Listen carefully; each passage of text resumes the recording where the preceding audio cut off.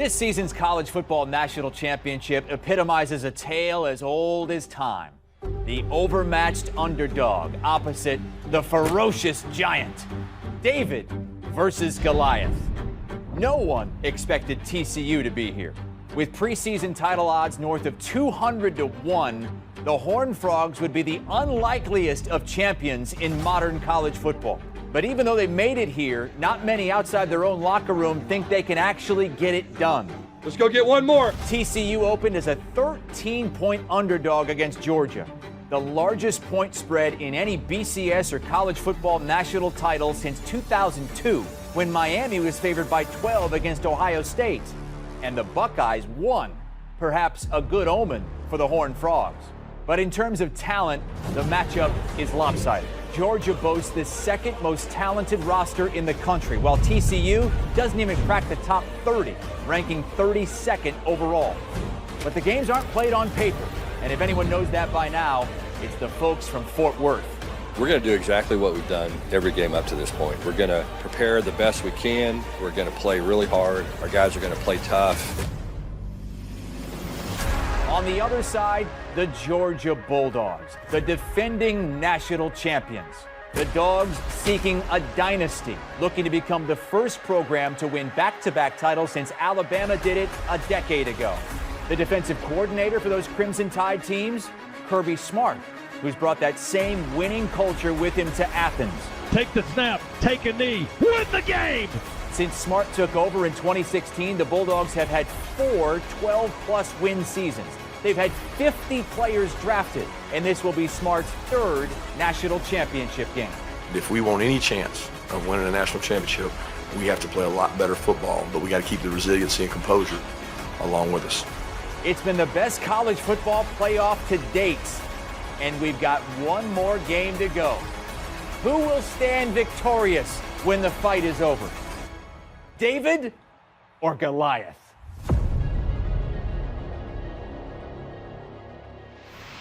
Chris Hassel providing the dramatic backdrop for the College Football Championship. And let's get some insight from college football writer Tom Fornelli. Tom, TCU, they didn't even win their conference, and now they're 60 minutes away from their first natty since 1938. So, based on what you just heard, and of course what you've seen all season long, how would you describe the identity of this team as they get set to face their toughest test yet?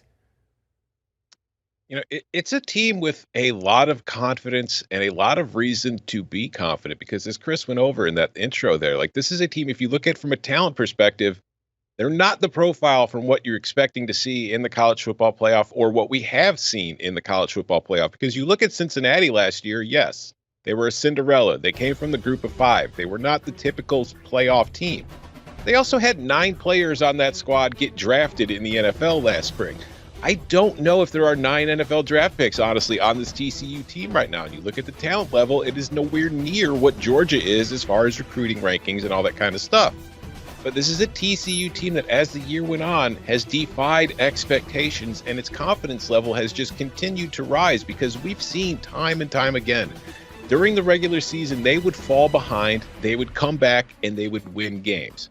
You do that once, you think, all right, cool, we got away with it. You do it twice, you kind of wipe your brow and say, we're getting a little lucky here. You do it 3 times, 4 times, you kind of just start believing you can do anything. Like there's nobody in the country we can't beat. And they've taken that attitude to the field every single week.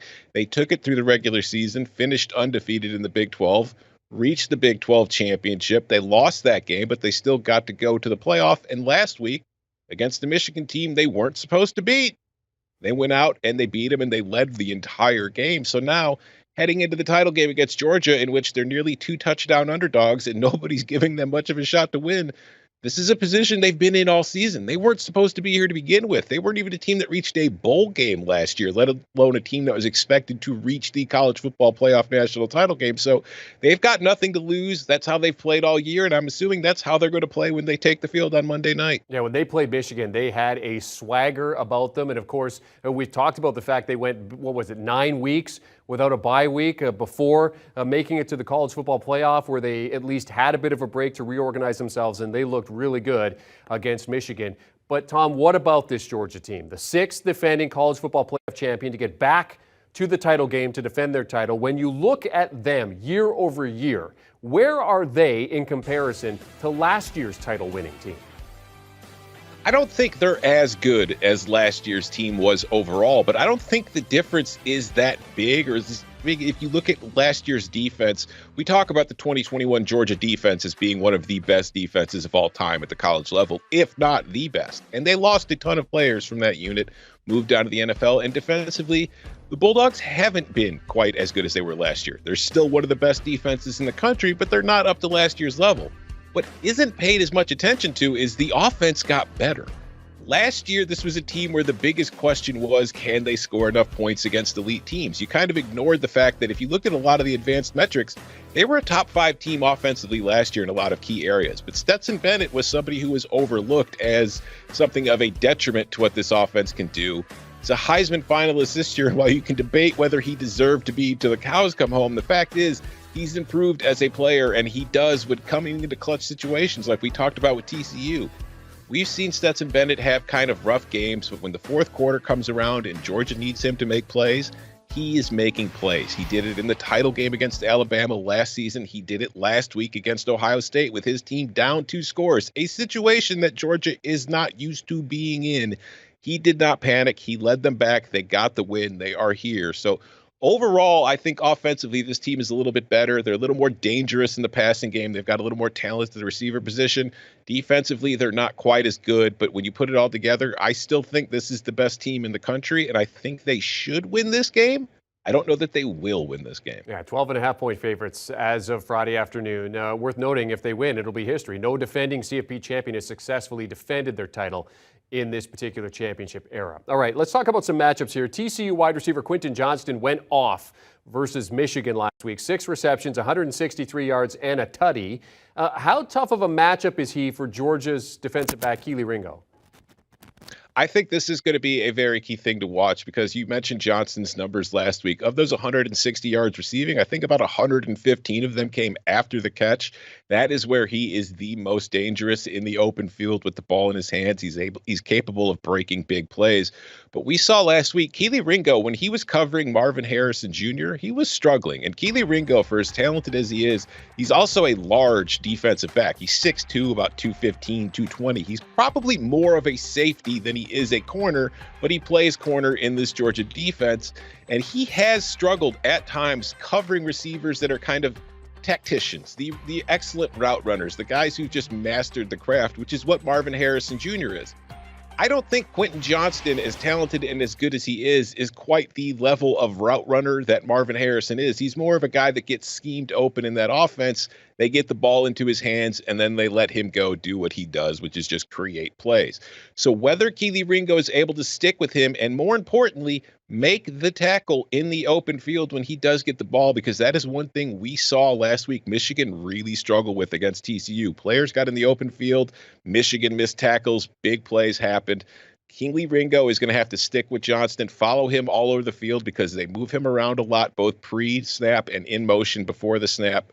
And he's going to have to get there, make the tackle when he does get to him. And Georgia as a defense as a whole, one thing that they've done a spectacular job of all season long is they do swarm to the ball and make tackles. And I think that is going to be an interesting and a key part of this game on Monday night. Georgia's defense allowed a season-high 41 points, over 460 yards last week versus Ohio State. They got the win, but you can bet TCU is going to be going over that tape all this week. Speaking of defense, what about this matchup between TCU's defense and this Georgia rushing attack, which averaged over 200 yards per game this season?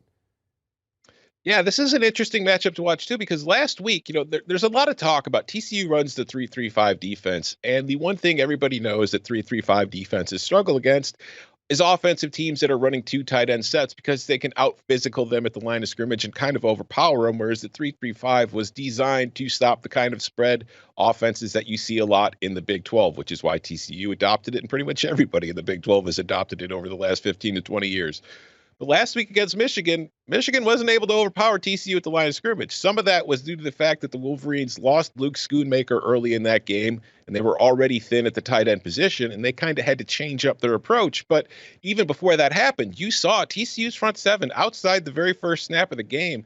they were sticking around. They were not getting pushed around. In fact, they were creating more havoc by confusing the Michigan offensive line. So it's going to be interesting to see what they're able to do against this Georgia team, and why I think it's very important to track the status of Georgia tight end Darnell Washington, who got banged up last week, and we're not sure he's going to be able to play in this game. He's a huge part of Georgia's rushing attack. People dream on him as a receiving tight end, but what he is right now is an incredible run blocker. He's basically an extra tackle when he lines up on that offensive line. So if he's able to play in this game, that's a huge boost to Georgia. But another thing to keep track of here, hasn't been discussed much, but Georgia lately hasn't done a very good job running the ball. Early in the season, in the first 2 months, in September and October, this is a team that had a 55.8% success rate running the ball. Now, success rate is basically a fancy way of saying, was the play a positive? If it was 1st and 10, did you get to 2nd and 5? If it was 2nd and 5, did you get to 3rd and 3? How often are you staying on schedule? The last 2 months of the season, Georgia's success rate running the ball has dropped to 38.5%. They have not been nearly as effective. They've had some big plays, which have helped prop up the yards per carry metric. But as far as a down-to-down basis, they've had trouble staying on schedule, and it's put more of an onus on Stetson Bennett in the passing attack. So that is going to be the most interesting thing for me in this one.